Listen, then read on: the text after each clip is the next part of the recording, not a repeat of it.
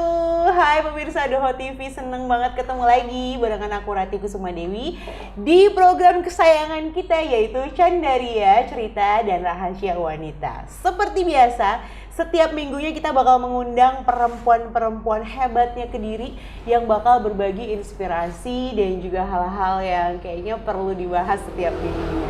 Dan aku hari ini seneng banget ya bertempat di Kana Eatery. Aku kedatangan salah satu teman aku sendiri nih. Aku kalau ngobrol sama dia ini pura-pura nggak tahu aja, padahal udah tahu di luar dan dalam.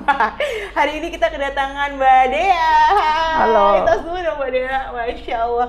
Terima kasih sudah hadir ke Candaria. Sama-sama. Kita Seneng udah banget. janjian 1 bulanan kayaknya ya. Gak ketemu. Gak ketemu dan hari ini saya bisa membawa ibu sibuk ini ke sini. Oh, Masya Allah, seneng banget juga bisa hadir di Candaria. Alhamdulillah. Amazed banget sama acara barunya, congrats Mbak Terima Rati. kasih. Oke, mungkin pemirsa Doho TV dan teman Candaria belum banyak yang udah banyak sih. Aku yakin udah banyak, cuman ada yang belum kenal sama Mbak Dea. Boleh dong Mbak Dea sapa dulu pemirsa Doho TV yang ada di rumah dan Iya. perkenalkan diri kali ya. Oh gitu ya, harus langsung memperkenalkan diri. Halo, Assalamualaikum teman-teman Candaria. Saya Andreanti Dewi Anggraini Edianto, tapi biasa disapa Dea Edianto. Teman lama sama Mbak Rati. Kebetulan beraktivitas sebagai konselor laktasi. Nah itu dia tuh ya. Iya. Jadi kayaknya banyak pasien-pasien Mbak Dea juga yang kalau boleh ngomong pasien ya Mbak ya? Klien. Klien ya, kliennya Mbak Dea yang juga nonton Doho TV pada pagi hari ini. By the way, kita mau tanya dulu nih, karena aku sumpah ini sibuk banget. Kesibukannya apa sih sekarang Mbak Dea nih? Yang paling menyita waktunya Mbak Dea? Oke, sebenarnya nggak sesibuk itu sih, lebih sibuk Mbak Rati. Oh, nggak. Tetep ya? Daily activity ya, daily activity yang pasti almost every day membersamai ibu-ibu keren di Kediri, umumnya sometimes di luar Kediri juga. Khususnya di bidang menyusui. Menyusui ya. Klise ya? Sebenarnya kelihatannya kayak semua perempuan do it gitu ya, menyusui. Iya. Tapi ternyata gimana never nih? ending job. Oh ya? Iya. Oke. Awal juga sempat kaget, ternyata banyak banget ya permasalahannya gitu. Nggak menyangka sih awalnya, tapi ternyata sekarang mostly waktu saya adalah bersama mama-mama menyusui. Wow. Dan edukasi-edukasi ke masyarakat tentang pentingnya ASI. By the way Mbak, untuk profesi sebagai konselor ASI ya, itu dimulai dari kapan sih Mbak Dea? Konselor menyusui ya, secara profesional sebagai konselor menyusui sejak awal 2018. 2018? Sebelum itu kita build up kelompok. Jadi ada komunitas peduli ASI Kediri. Jadi itu satu bentuk komunitas yang mewadahi ibu-ibu muda yang butuh fasilitas edukasi, butuh dukungan dari sesama ibu menyusui, dan tentunya kita ingin mempermudah akses informasi tentang menyusui karena zaman kita build up komunitas itu arus informasi belum semudah sekarang di Mbak Rati. Jadi saat itu sangat membantu. Trigger utamanya apa sih Mbak Dewa? Mbak Dewa, kayak ada nggak sih satu momen nih sampai Mbak Dewa kayak pokoknya harus jadi konselor menyusui? Iya.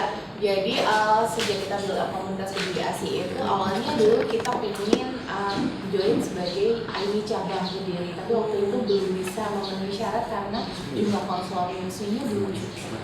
Oh gitu. Tapi kita tetap jalan dengan bentuk komunitas. Namun pada akhirnya ternyata mau nggak mau emang harus nih kita lebih tekunin untuk masuk sebagai konselor. Trigger awalnya adalah kesulitan pribadi menyusui Oh anak. ya? Berarti itu Mbak Dea alami sendiri? Alamin sendiri. Oke. Terutama pas anak pertama, kebetulan 2 anakku itu lahir prematur. Otomatis kesulitan menyusu itu juga lebih daripada tantangannya lebih daripada anak yang lahir di usia cukup kandungan. Dan saat anak pertama lahir tahun 2010 itu arus informasi memang belum semasif sekarang. Dengan berbagai kesulitan, akses informasi saya masih sangat terbatas. Dan alhamdulillah dapat banyak bantuan dari beberapa teman dan merasa itu nggak boleh berhenti di saya sih. Oke. Jadi kenapa kita nggak spread out gitu loh bantuan-bantuan ini. Oh jadi malah pada awalnya Mbak Dia sendiri yang mengalami kesulitan itu. Kesulitan banget. Alhamdulillah terbantu dengan adanya konselor menyusui, betul. Dan akhirnya tergerak untuk bagaimana kalau makin berimpact lagi ke orang-orang di sekitar gitu ya. Betul, dan makin belajar tuh Mbak Ratih justru makin membuka mata dan mata hati saya bahwa ternyata memang udah sih ini ciptaan Allah. Jadi gimana ya, masa kita diemin aja, kalau kita bisa doing something kenapa enggak. Dan yang ada tuh makin cinta, makin kesini, makin pengen konsisten sih di sini untuk bisa membantu, karena kalau ini diurut panjang banget, ini big goalsnya untuk generasi masa depan loh. Bener. Ya mungkin orang so simple ya kalau mikir kayak udahlah pasti kalau ibu melahirkan udah sepaket sama menyusuinya, padahal ternyata tantangannya enggak semudah itu. Semudah itu, gitu, ya. Iya sih. Jadi gini, emang sih benar yang disampaikan Mbak Ratih. Udah naturally ya, prosesnya perempuan kalau mengalami kehamilan lantas melahirkan, ya udah secara fisiologis memang step berikutnya adalah menyusui. Secara fisiologis memang begitu. Tapi pada perkembangan zaman nih Mbak Ratih, itu kondisi saat ini itu menempatkan ibu-ibu muda itu menghadapi lebih banyak tantangan yang beragam. Mobilitas ibu yang sudah berbeda dengan zaman ibu-ibu kita dulu, zaman eyang-eyang kita. Karena kita makin sibuk lah ya. Makin sibuk, banyak mobilitas perempuan. Sebenarnya ini bukan menjadi penghalang, tapi saat tidak cukup teredukasi ini menjadi tantangan. Lantas banyak sekali pilihan-pilihan untuk memberikan pengganti ASI, pengganti ya judulnya, tapi sebenarnya ASI itu tidak terganti. Akhirnya menempatkan para ibu saat menghadapi kesulitan mempunyai pilihan untuk memberikan pengganti daripada mencari solusi untuk berhasil menyusui. Mungkin karena mereka merasa lebih muda seperti itu ya. Iya. Ya pentingnya edukasi menyusui sih memang. Dan itu kita harapkan lebih banyak didapatkan oleh calon ibu terutama. Calon ibu. Ya namanya kayak kita dulu belajar di sekolah gitu ya. Ya kan kalau mau ujian ya logikanya harus belajar dulu, bukan pas ujian kita belajar. Pasti gelabuk ya. Iya, pasti gelagapan, pasti gupuh tadi, dan pastinya itu tidak akan maksimal hasilnya ya. Jadi seperti itu pun menyusui juga. Saat itu dipersiapkan lebih dini dan lebih proper, insya Allah juga keberhasilannya lebih besar peluangnya. Menarik ya, jadi bahwa ternyata belajar menyusui itu kalau ngomongin entrepreneur, marketnya itu bukan ke ibu-ibu yang justru sudah menyusui, tapi harusnya lebih ke perempuan muda gitu ya. Karena bagaimanapun itu adalah step kehidupan yang pasti every woman pasti akan harusnya akan melalui itu ya. Iya sih, bahkan beberapa kali belakangan ini saya mengisi kelas yang audiensnya bukan lagi ibu muda, bukan juga ibu menyusui atau ibu hamil, tapi calon pengantin, future brides. Jadi calon pengantin di sini bukan melulu perempuan yang udah siap nikah, tapi udah mulai di usia remaja tengah. Usia remaja tengah tuh mulai 15 tahun. Anak SMP, SMA akhir itu kita udah mulai edukasi tentang someday mereka akan mengalami ini. Jadi mereka harus lebih siap ya. Terutama menyiapkan tubuhnya. Wah, menarik sekali. Mbak Dia ini baru session pertama loh ya, tapi ternyata banyak banget value yang kita udah dapetin, terutama mempersiapkan tubuh what next nih. Nanti kita bakal bahas ya Mbak Dia ya. Jadi teman-teman Candaria dan pemirsa Doho TV, kita akan kembali lagi. Jangan kemana-mana, tetap di Doho TV.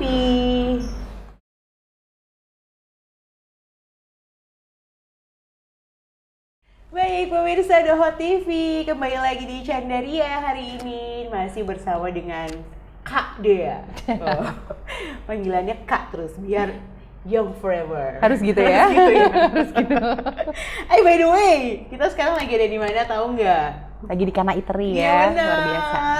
Ini Kana Eatery sekarang udah ini banget ya Mbak, bertumbuh banget. Dulu mungkin tempatnya cuma di bawah aja, sekarang udah ada rooftopnya juga. Udah ada rooftopnya ya. Lebih nyaman juga, sih, makanannya juga enak banget kayak yang ada di depan kita ini. Nanti kita akan makan Mbak.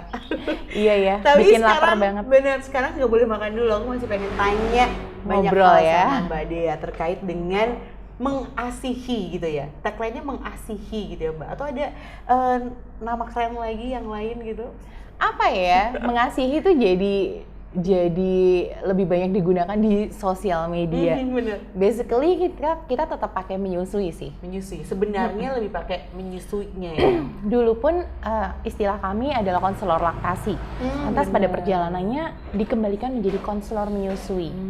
Karena mengembalikan pada hierarki, memberikan ASI itu sebaiknya adalah menyusui, bukan sekedar memberi ASI. Oke. Nggak kepikir kan? Wow. Emang bedanya apa sih Mbak kalau hanya cuman memberi ASI dan menyusui gitu? Oke. Bedanya apa? Oke, menyusui itu memberikan ASI kepada bayi secara langsung. Dari tubuh ibu langsung ke tubuh bayi. Dari payudara ibu langsung ke mulut bayi. Sedangkan pada perkembangan masanya, paradigmanya bergeser bahwa yang penting memberi ASI. Benar. Ini bisa dipandang dari sudut yang betul, tapi bisa juga ada juga yang membelok artikan. Pada masa sekarang kan banyak sekali mobilitas ibu yang menempatkan ibu tidak selalu bersama dengan bayinya. Misalnya ibu bekerja. Iya, benar. Nah, dalam kondisi-kondisi seperti ini, just in case ibu memiliki peluang untuk tetap memberi ASI melalui ASI perah. Iya. Nah, namun pada perkembangan masanya, pilihan memerah ASI ini seringkali lantas menempatkan ibu dan bayi pada kondisi yang berbeda, yaitu sekedar memberi ASI. Iya, karena akhirnya bayinya sulit untuk menyusu secara langsung dan ibunya tidak mendapat dukungan yang cukup saat belajar menyusui secara langsung. Akhirnya way out singkatnya adalah ya udah deh diperah aja, yang penting kan kasih ASI. Padahal pada dasarnya ternyata komposisi ASI sendiri pun ada perubahan saat diberikan secara langsung atau saat diperah. Meskipun ASI perah memang jauh lebih aman dan baik daripada susu pengganti. Iya, dan yang nggak bisa ditepis, proses menyusui secara langsung itu sendiri, betul. itu tidak bisa kita pungkiri, memberikan banyak sekali benefit atau hal-hal yang tidak terganti. Sama sekali tidak menggeser bahwa ibu yang tidak menyusui atau memberikan ASI dengan media lain itu tidak sayang bayi ya. Tapi memang nggak bisa dipungkiri, proses menyusui secara langsung itu banyak sekali poin-poin atau hal-hal yang memang tidak terganti. Betul. Jadi ya, kalau kita bisa afford untuk itu, kenapa tidak? Betul.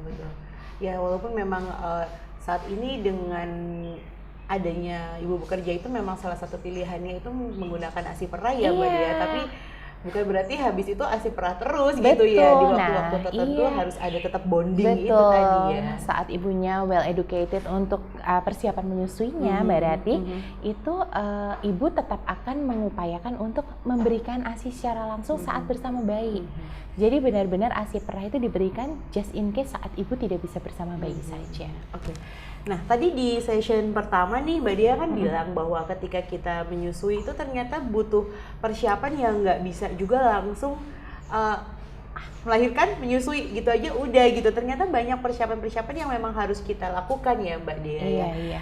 Dan persiapan itu apa aja sih Mbak Dia sebenarnya? Secara fisik dan mental mungkin ya? Iya, benar-benar. Oke, saya boleh sampaikan dulu di awal. WHO tuh punya rekomendasi 7 kontak konseling menyusui. 7 ya pemirsa Doho TV. 7 kali loh rekomendasi dari WHO, dan 2 kali di yang pertama itu dilakukan sarannya tuh justru di masa kehamilan. Notabene sebelum si bayi lahir. Itu rekomendasi WHO aja. Tapi kalau tadi Mbak Ratih tanya nih persiapannya kalau secara fisik. Ini kalau saya menyampaikan di kelas persiapan menyusui, sejak kapan sih seorang perempuan itu mempersiapkan dirinya untuk menyusui? Itu saya jawabnya sejak dia bayi. Udah harus bersiap-siap. Berarti saat dia bayi sampai dia dewasa, ini akan menjadi tanggung jawab orang tuanya. Saat kita punya anak perempuan, kita sudah sadar bahwa fitrahnya dia sebagai perempuan someday akan menjadi seorang ibu. Untuk menjadi ibu yang prima, baik itu nanti di saat dia mengandung, melahirkan, sampai dengan menyusui, maka dia butuh modal utama tubuh yang sehat. Betul. Tubuh yang sehat tidak bisa tercipta tiba-tiba. Sekejap aja nih pemirsa. Betul, jadi benar-benar disiapkan sejak masa awal kehidupannya. Jadi saat orang tua tuh udah paham di situ perannya sebagai orang tua punya anak perempuan, dia akan terus mengawal itu. Nanti saat si anak udah dewasa, dia kan juga terbentuk menjadi perempuan yang aware terhadap kesehatan dirinya. Ini menjadi modal utama. Betul. Karena mau nggak mau untuk bisa mengandung dengan baik, dengan sehat, dalam kondisi sehat, perlu tubuh yang sehat. Betul. Sampai dengan masa menyusui juga. Tadi Mbak Rati tanya persiapan fisik. Salah satunya tentang kecukupan nutrisi. Kecukupan nutrisi. Iya. Oke. Kecukupan nutrisi ini sekarang entah kenapa sering sekali Mbak Rati kita temui ibu-ibu yang packagingnya tampak Terlihat cantik, sehat, tapi ternyata anemia. Oh iya? Iya. Dan ini semua berawal dari pola makan sehari-hari yang mungkin banyak di antara kita belum aware terhadap kebutuhan tubuh kita. Jadi asal enak aja iya, gitu betul, ya. Asal memanjakan lidah aja, tapi iya, ternyata secara nutrisi itu tidak mendukung tidak kebutuhan mendukung. tubuh kita. Baik. Betul. Sekarang nih enak-enak semua ya, nggak cuma makanan, minuman, tapi justru apabila kita tidak bijaksana justru membawa dampak yang tidak positif untuk tubuh kita. Mungkin pemirsa Dua TV juga penasaran ya Mbak Dea, kalau Iya. mungkin kita baca di googling lah ya, kita Iya, googling googling. atau mungkin literasi yang lain, ada beberapa makanan yang katanya memang sebaiknya dimakan nih untuk persiapan menyusui atau makanan yang dimakan pada saat menyusui. Oke. Itu mitos atau fakta sih Mbak Dea untuk makanan-makanan tersebut? Iya. Secara keilmuan, secara teori itu ada kok, namanya galaktogok kita sebutnya. Dan itu sudah kita temuin tuh sejak zaman bahala ya. Apa sih galaktogok itu? Galaktogok. Lucu ya namanya, galaktogok. Galaktogok. Jadi galaktogok gue gitu tulisannya. Itu asupan-asupan baik makanan maupun minuman yang diyakini itu bisa meningkatkan produksi ASI. Oke. Diyakini begitu. Ada yang sudah terbukti secara ilmiah, ada yang belum. Kalau yang sering kita jumpai di sekitar kita ya seperti daun katu, terus itu the fact ya, berarti fakta ya. Terus daun kelor dan sebagainya. Basically gimana sih untuk bisa support ibu bisa menyusui dengan prima, dengan lancar? Hanya dengan asupan yang bergizi, beragam, berimbang. Bergizi, beragam, dan berimbang. Iya. Bukan berwarna. Karena semua makanan pasti bawa warna alami ya, nggak perlu diwarna-warna. Pokoknya Benar-benar. setiap seorang perempuan itu tercukupi kebutuhan nutrisinya sehari-hari dengan gizi seimbang, dengan jumlah yang cukup, itu sebenarnya sudah mampu mendukung kebutuhan tubuhnya untuk bisa menyusui dengan baik. Kalau toh ditambah dengan yang diyakini sebagai galaktogok, boleh, tapi ada lagi syaratnya. Apalagi itu ternyata. Si ibu wajib merasa nyaman mengkonsumsi. Oke. Sering nggak sih ditemuin ibunya menyusui atau baru melahirkan, saking gedenya semangat keluarga untuk mendukung, dikasihlah banyak tuh yang diyakini sebagai galaktogok tadi itu, tapi ternyata ibunya nggak nyaman mengkonsumsi. Kayak merasa terpaksa gitu ya. Iya, nggak suka. Misalnya ada nih yang kasih saran makan pare, tapi si Oh, iya? ibunya nggak doyan Oke, misalnya. oke. Ya entah itu kan nggak ada pembuktian ilmiah, tapi namanya orang sekitar kita yakini aja niatnya baik lah ya. Betul. Tapi ibunya nih nggak nyaman. Ya udah sih sebenarnya itu di skip aja. Carilah yang dirasa sehat, diyakini membawa hasil yang baik dan ibunya nyaman. Oke. Kalau ada kenapa enggak? Dan nggak perlu harus mahal ya Mbak Dia. Oh iya dong. Kadang sometimes kan kita juga oh ini vitamin bagus nih dari luar nih kayak gitu, mungkin memang Iya. secara ingredientsnya memang bagus ya, Iya. tapi sebenarnya di lingkungan sekitar kita juga ada nggak sih Mbak Dia mungkin makanan-makanan yang gampang dijumpai, murah, tapi ternyata powerful banget nih buat- Banyak sih ya. Saya rasa kalau teman-teman Candaria pasti sudah banyak sekali mencari tahu kalau soal itu ya. Intinya kalau sumber makanan yang paling kita sarankan adalah bahan makanan yang memang terjangkau. Terjangkau tuh bukan cuma harga ya, Betul. tapi juga tempat gitu loh. Agar apa ya? Agar itu continue. Karena buat apa ya kalau kita misalnya mengkonsumsi, taruhlah ini bagus banget gitu ya. Tapi kita kan makan Makannya atau minum, sekali doang. iya sekali waktu doang. Abis itu nggak affordable lagi buat kita. tentu dampak positifnya tidak akan dalam jangka waktu panjang juga. Jadi Karena memang, itu pola ya. Memang harus continue ya, nggak cuma sekali Iya aja. sih, ya semua yang ada di sekitar kita saat itu dikomposisikan dengan baik dan bijaksana, rasanya sudah sangat cukup. Iya. Untuk bisa memenuhi sebenarnya ya. Iya, dan apabila itu menjadi pola untuk perempuan, apalagi nanti saat menjadi ibu, hamil, melahirkan, lantas menyusui, akan ada step berikutnya nih Mbak Rati, yaitu memberikan makanan pendamping ASI. Betul. Dengan perempuan atau ibu yang sudah punya pola yang bagus, ini pasti akan terbawa pada pola pemberian makanan untuk bayinya. Mbak, ini agak ekstrim sih ya, tapi terjadi ternyata gitu. Ada orang nih, some of women yang mungkin dia bukan nggak mau ya, punya sedikit ketakutan untuk menyusui gitu. Karena katanya nih, kalau menyusui itu akan berpengaruh terhadap fisik ya. Oke. Ada yang bilang katanya akan rontok lah atau apa. Iya. Walaupun sebenarnya ya sebagai perempuan itu kayak menurut aku journey aja. Iya, Habis itu betul, juga bisa betul. lagi diperbaiki. Iya sih, bener. Kalau Mbak Dia memandang hal tersebut seperti apa? Oke, iya. Itu banyak sekali ya kita dengar, kita lihat. Apalagi kalau saya ketemu tuh kenyang deh. Jadi banyak sekali perempuan yang takut tubuhnya berubah dengan proses menyusui. Tapi saya pengen banget nih spill gitu ya kan bahasanya sekarang. Jadi tubuh perempuan itu berubah sebenarnya bukan saat menyusui Mbak Rati. Jadi persiapan tubuh kita untuk mempersiapkan produksi ASI sebagai sumber makanan bayi setelah dia lahir tuh dimulai justru saat kita hamil. Udah Jadi, mulai berubah secara fisik. Iya, jadi masuk trimester kedua tuh tubuh kita sudah berubah. Jadi kalau boleh dibilang kalau nggak mau tubuhnya berubah bukan jangan menyusui, tapi jangan hamil. Means artinya berarti tidak akan punya anak. Jadi kalau ingin tubuhnya tidak berubah, toh itu pun juga akan sangat berkaitan erat dengan pola hidup ya. Taruhlah nggak hamil, nggak punya anak, tapi kalau abai sama pola hidup, tidak olahraga, makan berantakan, juga tidak menutup kemungkinan untuk tubuh juga tidak akan sesuai yang dia harapkan, body goals ya. Seorang ibu yang pasca melahirkan lantas menyusui saat dia aware, tetap banyak kok yang iya betul. Tadi yang sampaikan kayak rambut rontok dan sebagainya. Aduh, sekarang kayaknya nggak kurang-kurang ya informasi atau bahkan fasilitas-fasilitas dan produk-produk yang bisa kita gunakan untuk merawat tubuh kita selama kita memang mau. Dan dukungan dari keluarga juga akan memberikan ruang bagi perempuan untuk tetap bisa merawat diri. Nah itu dia, paling penting sih sebenarnya adalah bagaimana keluarga itu mendukung ya Mbak Dia ya. Iya, jadi sebenarnya kalau ngobrol keberhasilan menyusui itu bukan sekedar keberhasilan si ibu dan si bayi sih, itu teamwork. Jadi saat dalam satu keluarga ibu berhasil menyusui anaknya, itu adalah keberhasilan keluarga sih. Mungkin suami, iya dong.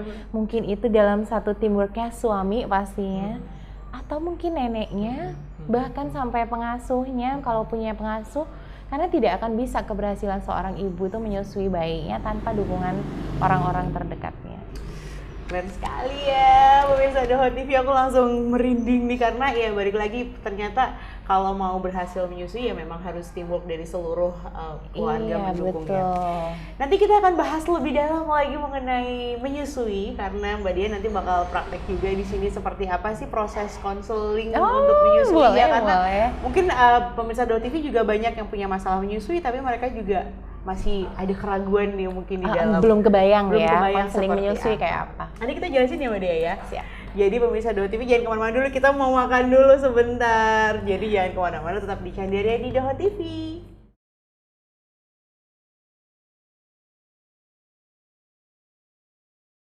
Pemirsa The Hot TV teman Candaria, alhamdulillah kita kembali lagi di Candaria, cerita dan rahasia wanita yang setiap minggunya kita akan mendatangkan perempuan hebat penuh inspirasi yang akan berbagi tentang rahasianya di sini. By the way, hari ini kita udah makan di Kana Eatery, gimana rasanya kakak? 1 sampai 10 nilainya berapa? boleh nggak ada komanya 10 gitu? Nggak boleh ya. Ting gitu. Oke, maksimo deh 10 ya. Terima kasih Kana Eatery. Boleh mampir ke Kana Eatery ya guys ya. Harus dong. Harus dong. By the way ini makanan kita udah berganti menjadi bayi-bayi lucu dan imut di sini. Pengen lagi Mbak Rati? Iya, beneran langsung liat ini, ya Allah Mbak, aku udah lama nggak gendong bayi, langsung yang kayak pengen gendong lagi. Tapi aku langsung aja ke pertanyaan yang sangat ditunggu-tunggu sama pemirsa Doho TV. Gimana sih proses konseling menyusui itu sendiri? Oke, sebenarnya kalau konseling menyusui itu sendiri tidak selalu sama prosesnya. Oh, gitu ya? Iya, karena ya tergantung kondisinya apa dulu. Okay. Kalau memang ini konseling untuk persiapan menyusui, maka nanti orang tua, kenapa orang tua? Karena nggak cuma ibu. Pasti dan bapak. Saat appointment kita akan sarankan untuk calon ayahnya ikut. Oke. Kalau perlu keluarganya ikut. Oh gitu Mbak. Jadi kalau Makin itu rombongan sendiri, ya? kita makin senang. Oke. Kita kalau persiapan menyusui, jadi akan dibagi infonya apa aja sih yang bakal dialami ibu secara fisik saat ibunya hamil, saat ibunya melahirkan, pasca melahirkan, dan beberapa hari setelah itu. Karena ternyata banyak sekali kondisi-kondisi yang tidak terduga saat terjadi pasca melahirkan, dan itu di luar bayangan orang tua. Misalnya, banyak nggak sih dengar kalau ibu baru melahirkan merasa ASI-nya nggak keluar? Nah, ASI-nya banyak dikit, banget. sehingga saking sayangnya sama bayi khawatir dong. Aduh, Bayinya anakku minum ini apa? Iya benar. benar. Itu apabila orang tuanya aware untuk mempersiapkan konseling menyusui antenatal namanya, yang dilakukan sebelum bayinya lahir. Itu akan dibagi informasinya. Jadi saat itu terjadi, ibunya setelah melahirkan, orang tua tidak akan over worried, nggak akan overthinking. Mereka akan paham kondisinya, sehingga tata laksananya diharapkan tepat. Siap-siap. Iya. Terus kalau selain itu, konseling-konseling yang lain beragam banget Mbak Rati, karena saat sudah jalan usia bayi, ternyata banyak sekali ibu menghadapi challenge menyusui. Ada yang common, ya yang common tuh seperti misalnya berapa hari setelah melahirkan mengalami putingnya lecet atau luka, terus pengen make sure bayinya udah bagus belum menyusunya. Itu kita memang sarankan untuk tatap muka secara langsung lagi beberapa saat setelah bayinya lahir. Tuh biasanya kita agendakan bersamaan dengan jadwal kontrol bayi.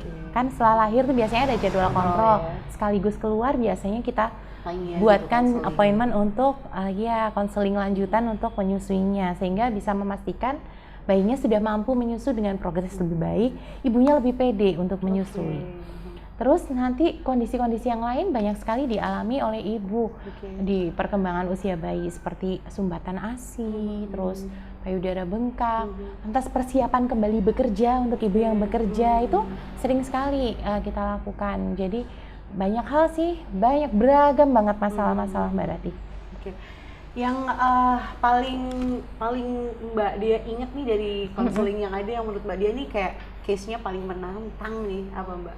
Paling menantang ya, paling berat yang saya dampingi so far, proses pendampingan menyusui untuk bayi dengan labiopalatosisis sumbing, tahu? Saat sumbing ini juga ada banyak grade-nya ya. Kalau misalnya terjadi di grade yang ringan, hanya yang bibir luar saja, ini lebih mudah untuk dibantu. Tapi paling berat yang pernah kita temuin adalah yang full sampai langit-langit mulutnya terbelah. Jadi ini memang berat ya. Jadi pendampingannya pun intensif. Kondisinya kebetulan waktu itu bayinya juga tidak bisa mentoleransi susu formula, jadi memang harus minum ASI. Jadi kita benar-benar di awal sebelum bayinya bisa operasi, kita benar-benar dampingin ibunya untuk mampu memerah ASI sesuai tata laksana yang benar. Menjadi tantangan karena qadarullah waktu itu orang tuanya dalam kondisi kurang mampu, sehingga secara fasilitas juga tidak cukup proper yang ada di rumah. Tapi alhamdulillah ada modal awal yang luar biasa, yaitu tekad orang tua yang begitu besar. Jadi ya luar biasa sih. Bisa akhirnya. Jadi dengan kayak gitu bisa ada sebuah kesimpulan bahwa sebenarnya mengasihi itu insya Allah pasti bisa ya Mbak, apapun permasalahannya. Insya Allah. Ada nggak sih ibu yang nggak bisa menghasilkan ASI atau tidak boleh menyusui? Ada, tapi insya Allah jumlahnya tidak banyak, dan kita harapkan kondisi itu tidak terjadi pada kita. Jadi janganlah mudah menyerah atau menjudge diri kita langsung, saya tidak bisa menghasilkan ASI yang cukup.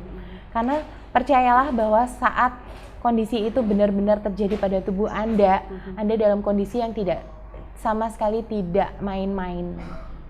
Jadi saat kita baru mengalami ASI kita belum cukup, iya masih sedikit di awal masa melahirkan, tolong jangan cepat menyerah, karena itu adalah kondisi-kondisi fisiologis yang andai Anda semua pahami itu normal terjadi, dan ada kok tata laksana yang tepat sesuai kondisinya.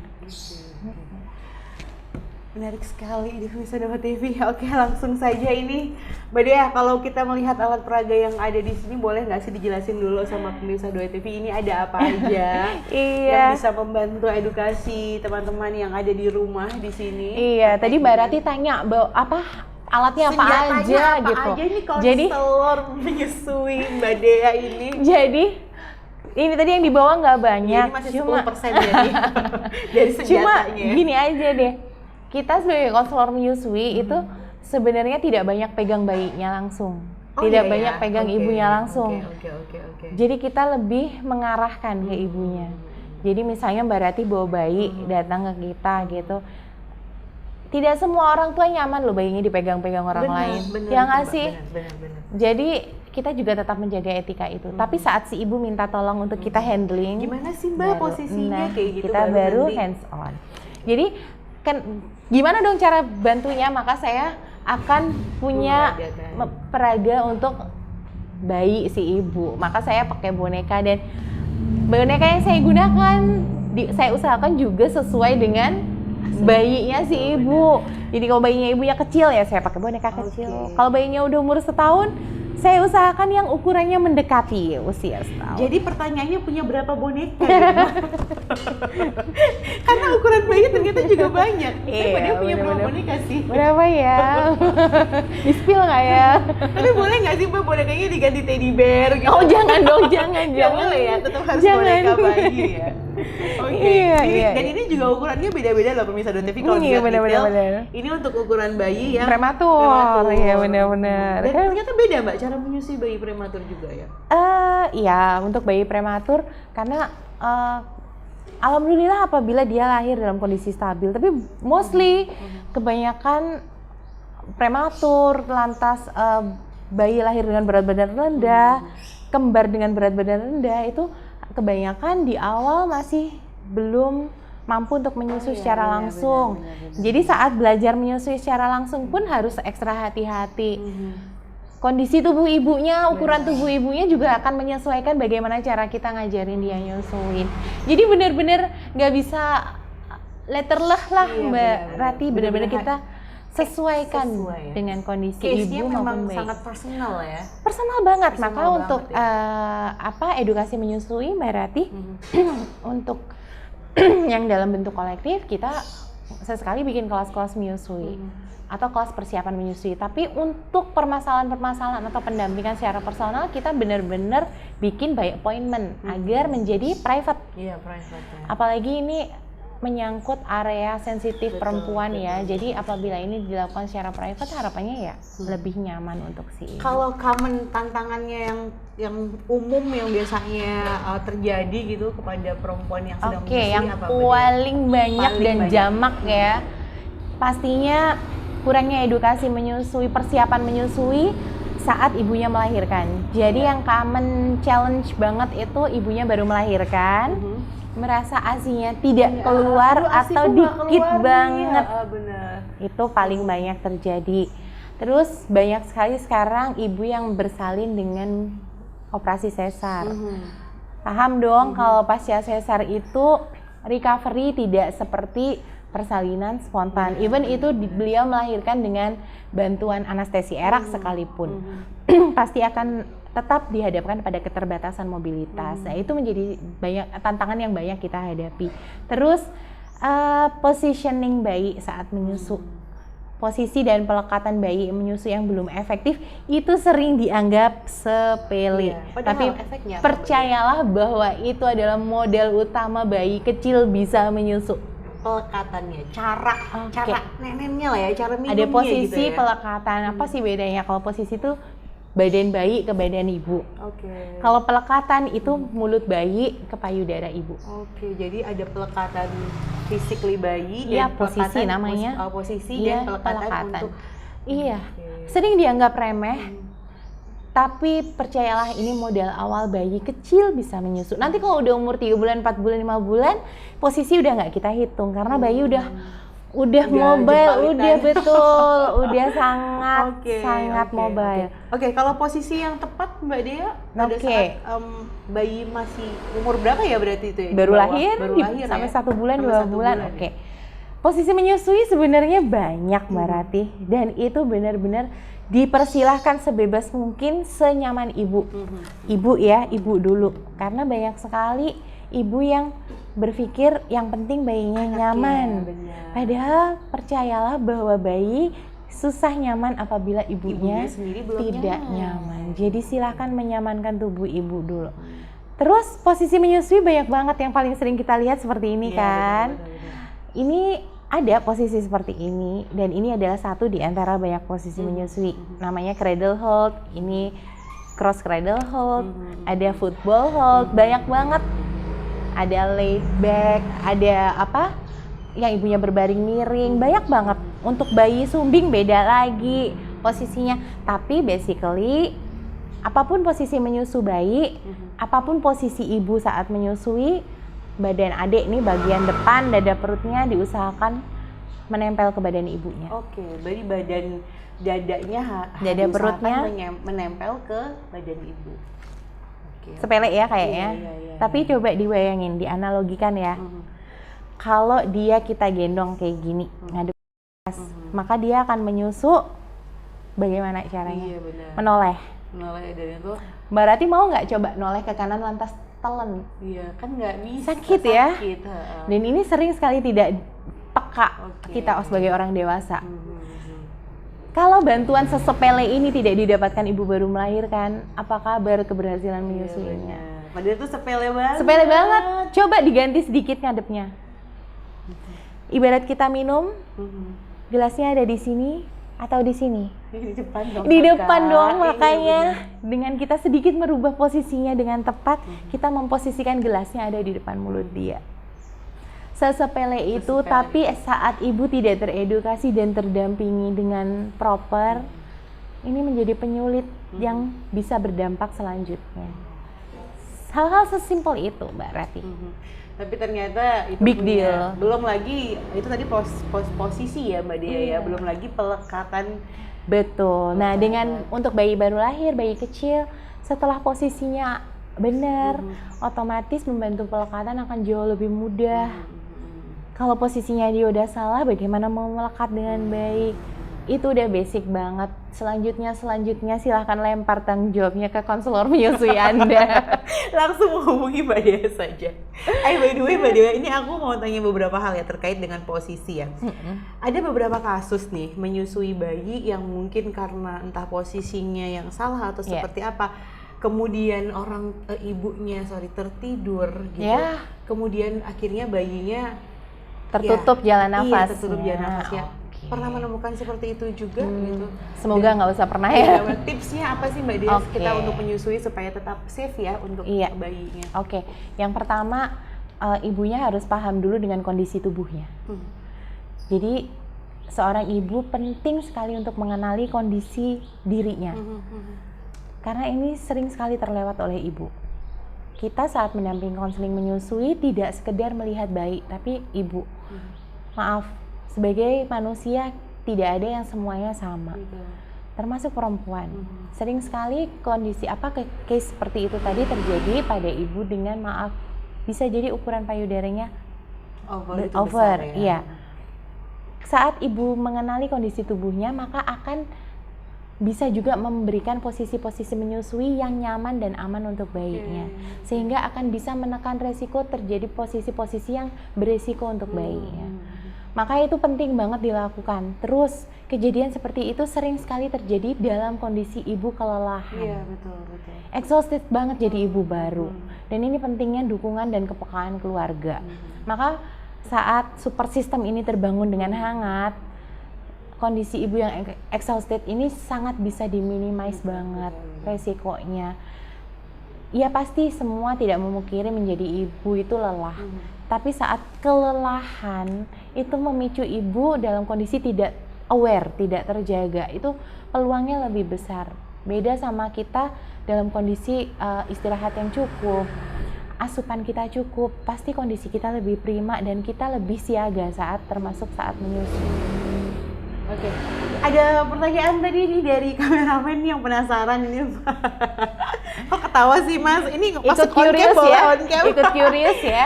Tadi gimana sih menyusui kalau misalnya bayinya itu kembar? Iya. Nah itu jadi tantangan juga nggak sih Mbak Dea? Pastinya ya. Sekarang bayi satu aja tantangan. Semua tuh proses adaptasi saya bilang. Even itu anak kedua, ketiga, keempat. Beda-beda itu masalahnya ya. Pasti setiap bayi itu unik. Kondisi ibu juga unik. Belum tentu kondisi ibu sama seperti melahirkan anak pertamanya. Semuanya serba beradaptasi dan semua perlu dukungan, perlu pendampingan, perlu edukasi. Kalau bayinya kembar, otomatis challenge-nya beda lagi. Mungkin malah double. Tapi saat dukungannya tepat, dia mendapat edukasinya, dia paham kondisi tubuhnya, ibunya paham apa yang harus dilakukan dan dicukupkan, tetap bisa kok, karena produksi ASI sendiri prinsipnya adalah supply by demand. Jadi sebanyak apa dikeluarkan, maka sebanyak itu juga akan diproduksi. Kalau memang yang mengkonsumsi bayi satu demand-nya, maka supply-nya ya akan mengcover untuk satu bayi. Tapi kalau butuhnya dua, kalau ibunya melakukan pengeluaran ASI lebih dari itu, maka tubuh ibu akan menyiapkan sesuai dengan demand-nya.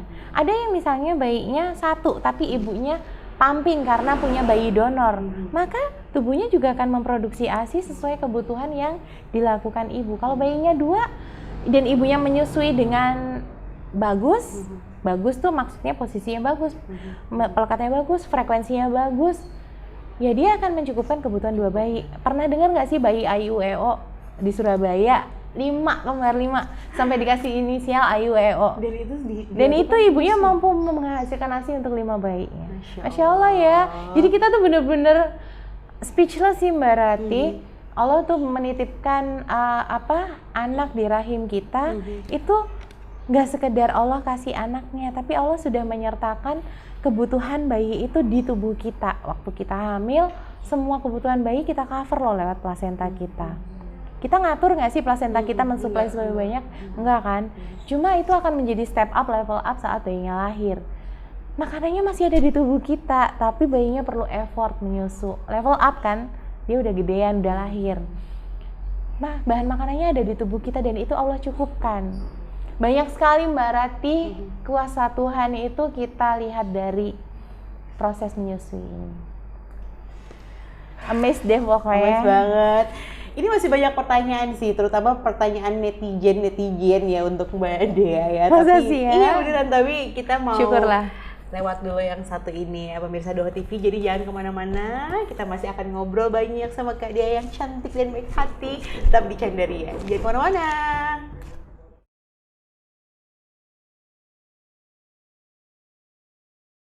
Baik pemirsa Doho TV dan teman Candaria, kita kembali lagi di Candaria masih dengan Kak Dea. Oke, ini langsung ya Mbak, kita langsung ngobrolin lagi tentang menyusui tadi ya. Tadi kita udah ngebahas tentang konseling menyusui seperti apa, tata caranya, terus masalah apa aja yang sering terjadi gitu di kalangan ibu yang sebelum menyusui sampai ke ibu yang sudah menyusui gitu. Kita langsung masuk ke pertanyaan netizen aja Mbak. Tadi udah banyak banget ya.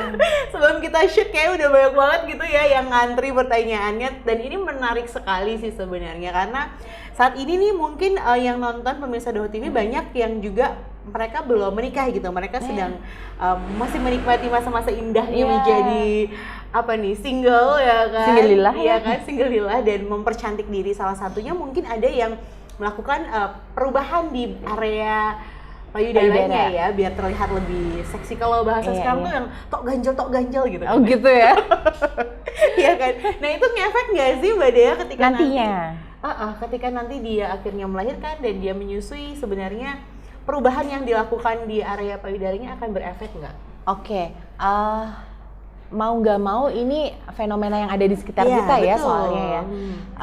Kalau saya sih boleh ngomong wajar ya kalau kita sebagai perempuan tuh pingin Lebih cantik. Iya, good looking itu kan wajar. Cuma kalau saya boleh ngomong, alangkah baiknya andai kita memilih good looking ini dalam usaha yang lebih bijaksana. Oke. Misalnya lifestyle yang lebih sehat, termasuk olahraga. Kan banyak ya bentuk-bentuk olahraga atau aktivitas olahraga yang bisa mensupport body goals. Tentunya untuk lebih optimal ya mungkin pakai personal trainer atau kayak gimana. Menurut saya itu jauh lebih bijaksana dipilih oleh para perempuan untuk mencapai body goals alih-alih hal yang cenderung instan yang Betul, tadi yang tadi operasi. tok ganjel. Aneh memang kejadiannya ada nggak sih? Ada sih, saya pernah ketemu baru satu, semoga nggak ketemu lagi. Jadi saya pernah ketemu satu perempuan, memang beliau ini menikah di usia yang memang mature ya. Di usia yang 20-an akhir beliau memang sempat melakukan ini, tok ganjel itu tadi. Tapi alhamdulillahnya waktu itu beliau sedikit lebih bijaksana daripada cara-cara instan yang banyak di luaran sana ya. Waktu itu kebetulan beliau secara finansial memang mampu afford untuk usaha yang lebih proper. Beliau melakukannya di dokter bedah plastik memang. Ini dilakukan dengan dalam bentuk padat memang ya. Nah ini mungkin sedikit lebih aman ya. Jadi saat beliau menikah, lantas beliau khawatir seperti yang disampaikan Mbak Rati, beliau memutuskan untuk ini di take out. Dan ternyata bisa dikeluarkan karena bentuknya memang solid. Nah tapi yang membuat prihatin adalah fenomena sekarang banyak perempuan yang ingin mencapai body goals dengan cara yang instan, tapi pinginnya dengan harga yang affordable. Sehingga yang banyak kita temuin adalah rayuan-rayuan untuk upsize ukuran atau bentuk payudara dalam bentuk yang cair. Misalnya mungkin disuntikkan dalam bentuk cair ke tubuh, ke payudara. Nah, kalau saya sih secara kapasitas, mungkin bukan kapasitas saya untuk berbicara resikonya, tapi secara logika dasar saja, pastinya ini belum tentu tindakan yang bijaksana secara medis pastinya, dan saya rasa usaha-usaha seperti ini tidak akan dilakukan secara resmi oleh tenaga kesehatan. Biasanya seringkali justru di luar ya, di fasilitas-fasilitas yang kita juga nggak tahu bentuk tanggung jawabnya akan sejauh apa. Jadi kalau memang ingin mencapai body goals, ya saya rasa lebih baik memilih jalan yang lebih bijaksana. Apakah ada efeknya untuk menyusuinya? Nantinya kalau memang diambil dengan cara yang belum tentu aman, ya pastinya rasanya juga akan kemungkinan tidak besar, aman ya. akan ada di banyak aspek ya, bukan sekedar di keberhasilan menyusu aja. Nah menarik ya pemirsa. Ini ada pertanyaan netizen yang kedua ini Mbak Dea nih, Dua terkait ya. dengan menyusui. Nah sekarang juga mungkin di saat ini banyak sekali metode-metode untuk mencapai keberhasilan kehamilan ya. Salah satunya adalah program bayi tabung. IVF banyak ya banyak sekarang. sekali. Itu termasuk hal yang juga mempengaruhi nggak sih Mbak keberhasilan dalam menyusui? Oke, menarik ya. Bersyukurlah kita kalau kita bisa menempuh proses kehamilan ini Normal gitu iya, tanpa bersusah payah. Dan kita perlu berempati pada sesama perempuan yang perlu effort yang lebih untuk mendapatkan peluang kesempatan yang luar biasa ini. Apakah ini akan berpengaruh pada proses keberhasilan menyusui? So far yang saya temuin, alhamdulillah bisa menyusui semua. Sependek yang pernah saya temui. Dan dari cerita yang dibagi oleh rekan-rekan sesama konselor menyusui, yang notabene beliau mostly itu para dokter spesialis anak, dokter spesialis kandungan, dokter umum, bidan, itu banyak yang bercerita kalau fine-fine aja. Kenapa? Karena seorang perempuan yang pada awalnya mengalami kesulitan untuk menjalani proses kehamilan, saat menempuh program-program baik itu IVF, bayi tabung dan sebagainya, itu nggak sekedar satu proses aja, udah panjang dan tubuhnya pun disiapkan secara hormonal juga. Yang nantinya memang udah rangkaiannya, kalau beliau nantinya memang berhasil meraih proses kehamilan, ya akan berlanjut juga tetap ke proses menyusui. Oke, berarti dengan kata lain boleh nggak sih Mbak Dea, aku bilang kalau misalnya ada ibu-ibu yang sudah melahirkan, otomatis kemungkinan besarnya dia pasti bisa menyusui ya? Gitu. Iya. Karena mungkin banyak juga nih ya ibu-ibu di luar sana yang akhirnya proses menyusuinya untuk anak yang pertama atau kedua gagal gitu loh. Berhenti ya? Berhenti gitu karena merasa bahwa dia tidak bisa menghasilkan ASI. ASI-nya tidak cukup. Kalau menurut Mbak Dea sendiri seperti apa Mbak Dea? Sependek yang saya temui aja ya Mbak Rati, di beberapa tahun hari-hari saya bersama ibu, berarti ini ibu baru melahirkan terutama ya. Secara alami, secara fisiologis, ibu baru melahirkan, apakah sudah ada ASI di tubuhnya? Sudah, karena proses produksi ASI dimulai saat ibunya mengalami proses kehamilan. Di masuk trimester kedua udah diproduksi ASI. Tapi yang perlu diketahui calon ibu, kalau ASI yang dihasilkan ini berupa kolostrum. Pasti udah banyak yang denger deh istilah kolostrum, kandungannya luar biasa. Tapi ini limited edition, keluarnya cuma maksimal 5 hari setelah melahirkan. Dan sifat kolostrum yang sering diabaikan adalah jumlahnya tuh nggak banyak, alirannya lambat. Nah ini kalau para ibu atau ayah, orang tua dan keluarga tidak diedukasi sejak sebelum bayinya lahir, kan nggak paham bahwa ini normal terjadi. Kekhawatiran yang muncul, bayinya tidak akan mendapat cukup minum, cukup makan dari ASI ibunya yang masih sedikit banget. Sehingga akhirnya memutuskan secara sepihak bahwa ASIku nggak keluar. Padahal dengan pendampingan yang tepat, dengan pendampingan yang baik, ibu akan diedukasi, keluarga akan diedukasi tata laksananya bisa seperti apa. Dan memang normally setelah lewat hari ketiga pasca melahirkan, si kolostrum ini baru akan bergeser Mbak Ratih menjadi ASI matang. ASI matang ini yang jumlahnya bisa meningkat, bisa banyak. Cuma ada syarat dan ketentuan berlaku Mbak Ratih. Nggak bisa langsung banyak aja gitu ya Mbak. Untuk menempuh peningkatan produksi ASI matur yang efektif, yang optimal, itu perlu frekuensi menyusui yang cukup, perlu posisi dan pelekatan menyusui yang baik selama sejak bayinya lahir sampai hari-hari berikutnya. Dan seringkali Mbak Ratih, setiap ibu yang datang ke kita mengeluh ASInya sedikit, apa bahasa sininya mendrip gitu ya, nggak bisa lancar jaya. Itu kalau kita tanya, karena kita pasti akan selalu menggali informasi dari keluarga, itu 98% kejadiannya sama. Sejak lahir asupannya sudah mix. Sudah ada susu pengganti. Jadi frekuensi minum bayi yang harusnya 100% ke payudara ibu sudah terseling dengan asupan lain, sehingga stimulasi ke tubuh ibu menjadi tidak ada kuat, produksinya berjalan lambat dan seterusnya. Keterampilan bayi menyusu juga tidak segera berkembang, karena memang secara alami bayi punya insting untuk menyusu, tapi kita perlu ingat dong, di dalam rahim tidak ada aktivitas menyusu. Perlu latihan. Jadi kalau bayi lahir nggak langsung pinter menyusu, tolong kita pahami. Kadang kita tuh terlalu banyak tuntutan sama anak tuh sejak dini. Baru ceprot lu udah bisa nyusu ya. Dia belum bisa nyusu, masih tidur aja, kita langsung judge dia nggak bisa netek. Nggak sabar bayinya nangis terus. Iya, terus kadang saya candain, iya ibu, kalau bayinya nyanyi nanti ibunya takut gitu. Kan emang bayi itu nangis gitu. Nah, kalau di konseling menyusui antenatal, persiapan menyusui sebelum ibunya melahirkan, itu juga dijelasin Mbak Ratih perihal bayi menangis. Karena ternyata banyak ibu takut kalau bayinya nangis.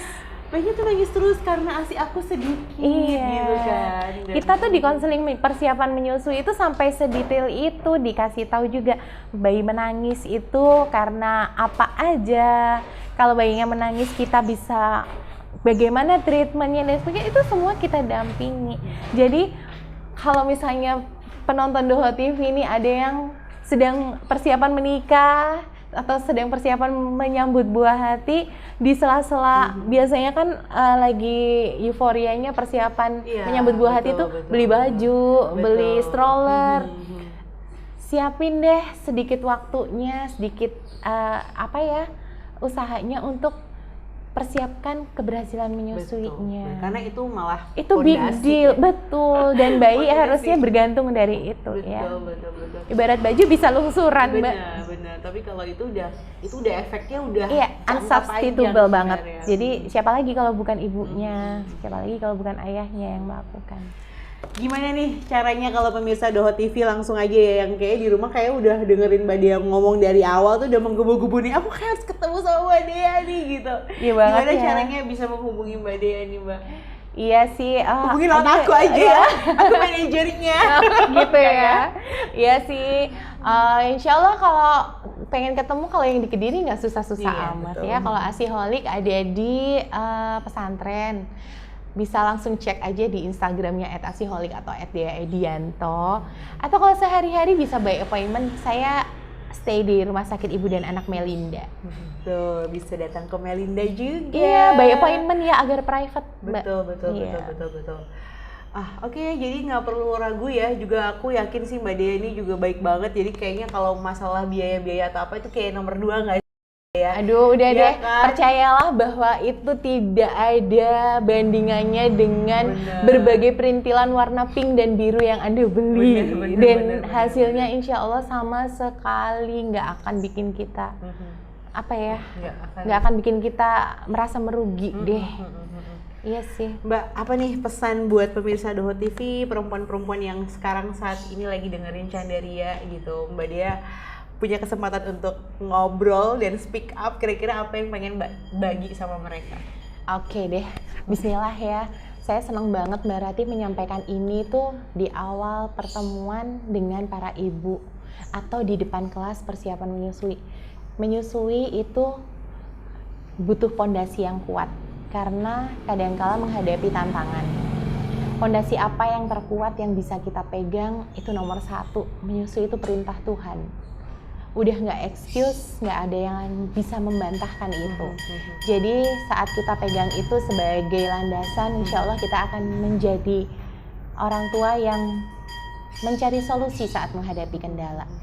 Kendala-kendala menyusui itu hal yang wajar dialami oleh banyak orang tua, tapi insya Allah akan banyak sekali cara untuk menemukan solusi, dan percayalah bahwa memberikan ASI itu satu-satunya pilihan terbaik, tidak terganti dan tidak terbeli.